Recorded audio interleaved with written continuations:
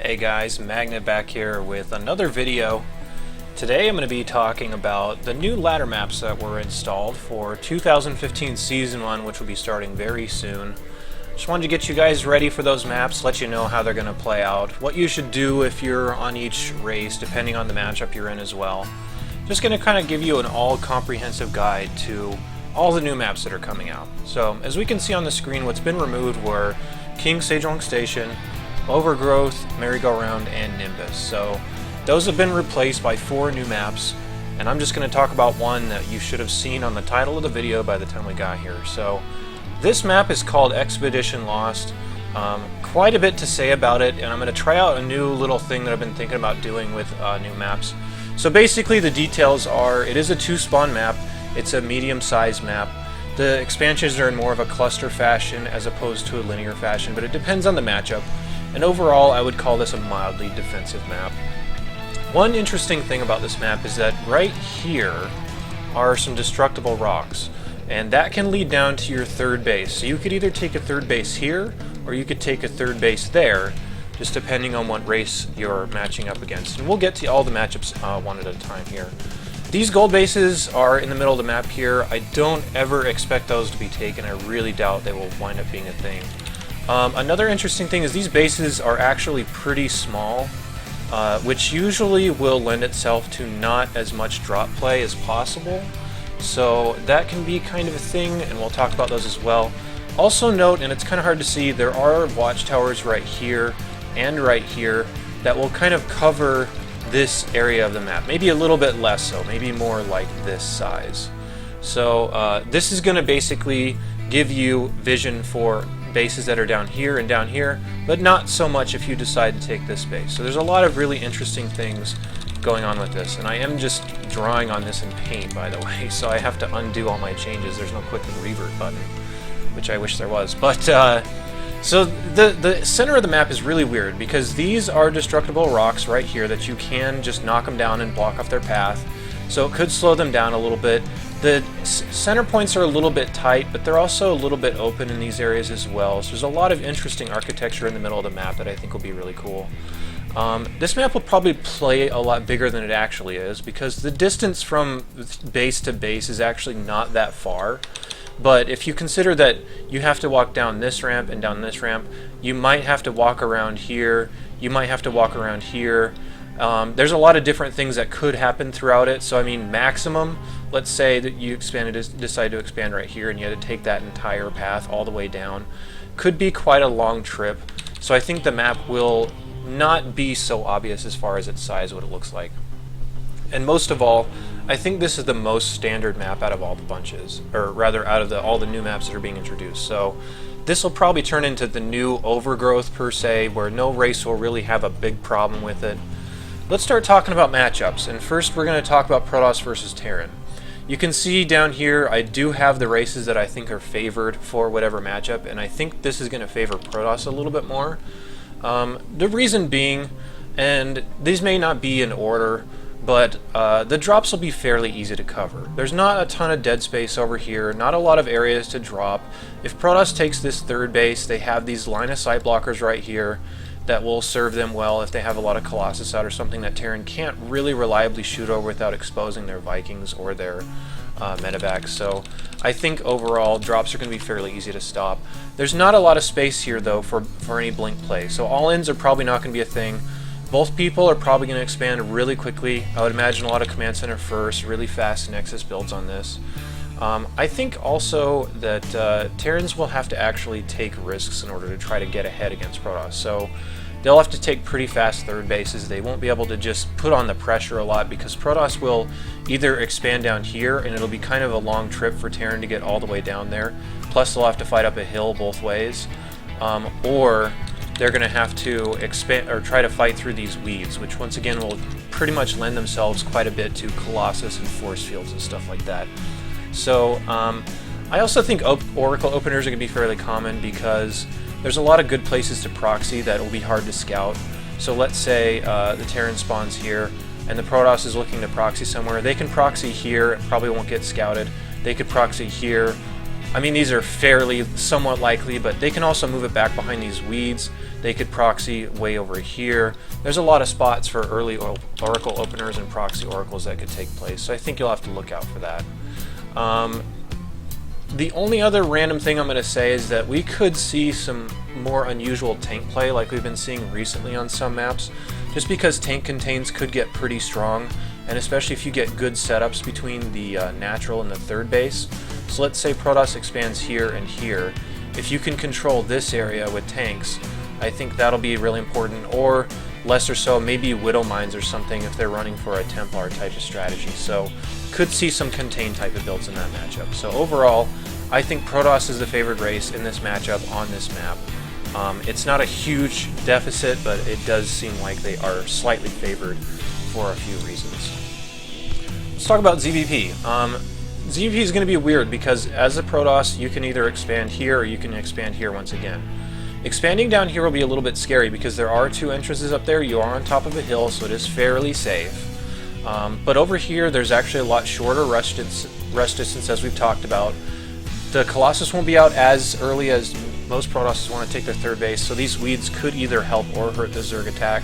So overall, I just say that they're fairly coin flippy. Base denial from both sides from beyond the third base will actually be really important though, and if you can think about it as Protoss, they can hide pylons all over the place. They can hide it here. If they try to just take over this watchtower, they can fly in warp prisms, maybe warp in right here, maybe warp in here. There's a lot of options for base denial, and I think once Protoss or Zerg take a fourth base is when the chaoses are going to really start to open up on this map. I might also say that Mutalisk probably won't be too frequent. This is probably going to be a very Roach Hydra type of map. Like I said, very standard map. You're not going to see a lot of really weird strategies. One big thing though is that Immortal All-Ins will be pretty good on this map because there's a lot of awkward places that the Protoss could approach from. So if the Protoss approach from down here and they got good force fields off, this is only about 4 or 5 force fields wide. That could cut off the entire army and they'd have to walk all the way back around in order to try to engage the Protoss army. So this base will be really susceptible to things like Immortal All-Ins. Even right here is not a ton of force field, it's only about 5. So these are actually pretty narrow passages.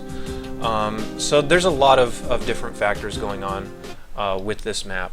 Another thing is that with Immortal All-Ins, they could potentially get a vision right here and cut that off as well. Overall, it tends to lend that to it a little bit, so I'd have to watch out for that. I would say if you're Zerg and you expand here, which is probably the safer of the two places, holding this watchtower is going to be insanely important, and trying to get surrounds more down here rather than before they get up the ramp and start to fight in this area is going to be a big deal. So if you're Zerg, I would definitely think about holding this watchtower as much as you possibly can and prevent them from advancing probably beyond this area. You could even close off these rocks just to buy yourself a little bit more time, and that'd put them in a little bit worse position, so they'd have to attack down into a giant concave down here. So there's a lot of different ways that Zerg could be pretty good on this map. Overall, this is a really standard map. I don't think you're going to see anything too weird. I think this is going to be mostly a fairly fast third base, some sentries to hold it off, getting Blink out, getting Colossus, and then the battle with Vipers, Corruptors, whatever to support the Roach Hydra is going to be typically what you see in this matchup. Overall, I didn't list either race as favored because it seems so standard and so even that it's hard to call. I would say this is pretty equal for both sides. Alright, TVZ. Let's talk about that real quick. TVZ is going to be strange on this map because the engagement points are so weird for Terran. Typically, let's say your Zerg, let's say your creep goes out to maybe here by the time the Terran first starts making their first big attacks. The problem though is that Zerg has so many points where they could split off little bits of army here, little bits of army here, so if the Terran's right there, they could easily crush it from 3 sides, and there could be a lot of points for Zerg to actually get big advantages on this. So I think this map overall is going to be pretty hard for Terrans to get set up and trying to attack into a well-established Zerg. This map will probably be really favoring Ling Bane Muta, especially if the Mutalisk can get good harassment points. Reason being is because these are really easy to bounce between, and by the time the Terran is thinking about taking a 4th base, either they take it way over here and it's really susceptible to run-bys, or this is really susceptible to Mutas bouncing back and forth between these two bases. So it kind of seems like fourth bases for a Terran are going to be super hard to hold and deal with. I would also say all-ins are probably not going to be very good on this map, considering the only real option is just up this tiny ramp, or rather up this, it's not a tiny ramp, it's pretty big, but you still have to attack up a ramp nonetheless, and there's really easy spots to just wall this off, place a lot of bunkers and whatnot, or if you're Zerg, you can wall this off with Evo chambers. The only things that I think will be a little bit unusual is that I think you could see a lot of really quick Hellion openers, considering if Zerg tries to take a base like this, the Hellions have a lot of entry and exit points, like we've talked about before. Also, I mean, over here may be a little bit better, but then as Zerg, you typically don't want to expand toward the Terran, because then their next pushes are going to be taking place here, which is a lot shorter walk distance than having to make them walk all the way down here. So it'll be weird for Zerg to take a third, but overall I don't think it'll be too bad. Terrans are going to have to really find a way to deal early damage. I also think constant Zergling counterattacks are going to be really strong, considering these weeds are right here. That'll be hard to tell, and if Zerg can ever take over watchtowers and stuff like that, which they should hold for most of the game, Zergling paths will be really easy and really obvious to take on these bases. Anytime the Terran starts to move out across the map over here, Zerg can just walk in and deal tons of damage back at other bases. So a lot of really important things to watch out for.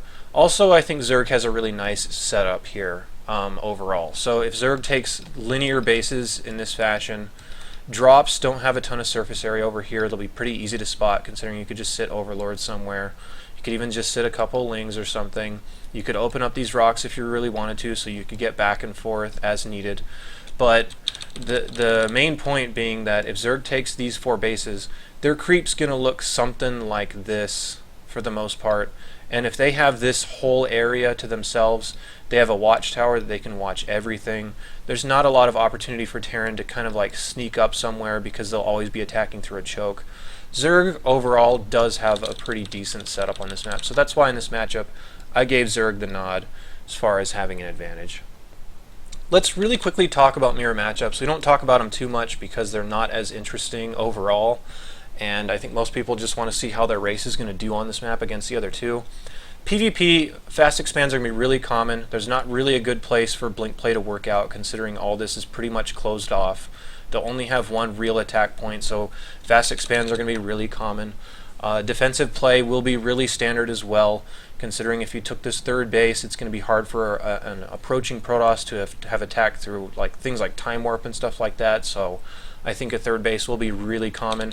I also think Colossus are going to dominate the game on this map, because again, these areas right here, I can just circle a whole bunch of them where there's only a handful of force fields, or maybe a couple Time Warps or something that are going to close off the entire thing and give the defender a huge advantage. So there's spots all over the place where Colossus will be a big important thing. TVT, I think Mech and Bile will actually have a pretty nice balance on this map. Mech, you could even just try to just guess as far as which place you're going to take. So you could take either here or here. Setting up tanks in important positions is going to be pretty easy no matter where you are. You could even hide them behind the weeds, so it's harder for the Terran, for the enemy to approach anyway if you're playing Mech. Bio still has okay attack points. I think overall this is probably going to favor Mech just a little bit more. By saying like the two of them have a nice balance, I mean that basically Bio won't just run them over, because that's usually what will happen on some maps where it's not as balanced. It's never like Mech will just dominate no matter what, and it turns into Mech versus Mech. Drops are pretty reasonable, like we talked about before. There are some engagement points, but turrets being set up right here could very easily stop that. Could also be set up right here if this was the third base you were opting for. So I don't think drops are going to be out of control. I also think early Banshees are going to be really common, because there's 2 good flight plans into a base, depending on which way you're going from. So Banshee versus Banshee will be really common as well. ZVZ. This is probably going to be a standard roach map. I don't see Mutalisk being too important, because the rush distance actually is still fairly close to one another, depending on which route you take. So there's all sorts of different options here, but Roach versus Roach will be really standard. It'll probably mutate into a little bit later Roach versus Roach stuff, just because of the, again, hard points to attack. Like we've talked about, the defender will usually have a better concave setup at pretty much anywhere they decide to engage. So this might actually be one of those Burrow Roach versus Burrow Roach type of maps. Probably not going to see a lot of Baneling Wars either, just because third bases will be fairly easy to hold with the debris here. You can hide Banelings in here all the time if they try to just run Zerglings in.